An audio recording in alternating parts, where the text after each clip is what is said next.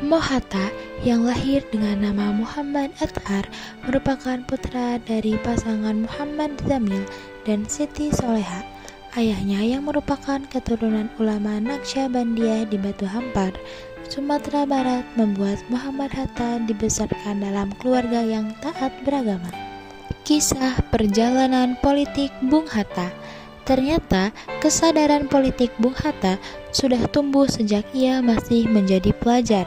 Selain aktif di sekolah di Europese Lagere School atau ELS dan belajar agama di Mir Uitgebreid Lagere Onderwijs atau MULO, pada saat inilah Mohatta mulai tertarik dengan perhimpunan pemuda dan bergabung dengan Jong Sumatranen Bond.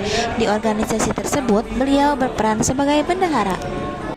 Mohatta melanjutkan pendidikannya ke Handelshogeschool di Rotterdam, Belanda dari tahun 1921 sampai 1931. Selama bersekolah di Belanda, Mohatta bergabung dengan perkumpulan pelajar tanah air yaitu Indische Vereniging. Perkumpulan ini mulai mencuat di bidang politik karena pengaruh dari Ki Hajar Dewantara, Douwes Dekker, dan Cipto Mangunkusumo. Organisasi ini kemudian berganti nama menjadi Perhimpunan Indonesia atau PI dan memiliki tujuan baru, yaitu untuk mempersiapkan kemerdekaan Indonesia. Mohatta ditunjuk sebagai pemimpin PI pada tahun 1925. Pada saat itu, Hatta pernah memimpin delegasi Kongres Demokrasi Internasional untuk perdamaian yang diadakan di Berlin, Prancis. Saat inilah Mohatta mulai memperkenalkan Indonesia ke berbagai kalangan internasional. 2 tahun setelahnya, Mohatta bergabung dengan Liga menentang imperialisme dan kolonialisme di Belanda dan bertemu dengan seorang aktivis asal India, Jawaharlal Nehru.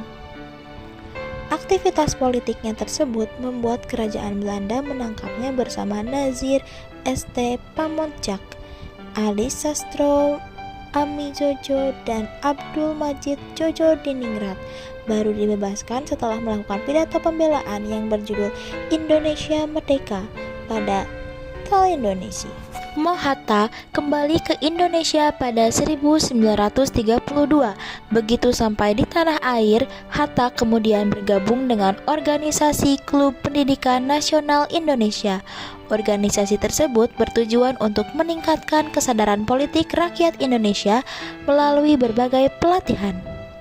Namun, Hatta ditangkap Belanda akibat aktivitasnya di organisasi Klub Pendidikan Nasional Indonesia. Muhammad Hatta ditangkap bersama Sultan Syahrir pada Februari 1934. Ia kemudian diasingkan ke Boven-Digul, Irian Barat, dan dipindahkan ke Banda Neira di Maluku selama 6 tahun.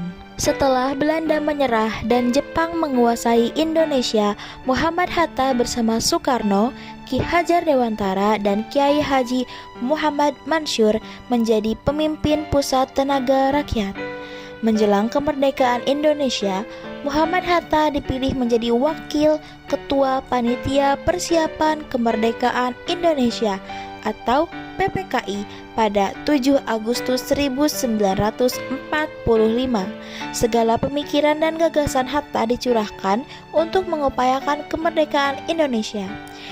Hingga akhirnya pada 17 Agustus 1945, Muhammad Hatta mendampingi Soekarno memproklamasikan kemerdekaan Indonesia. Setelah proklamasi kemerdekaan Indonesia, Muhammad Hatta terpilih menjadi Wakil Presiden pertama RI dengan mendampingi Soekarno yang menjadi Presiden. Muhammad Hatta terpilih menjadi Wakil Presiden melalui sidang PPKI yang digelar di Jakarta pada 18 Agustus 1945.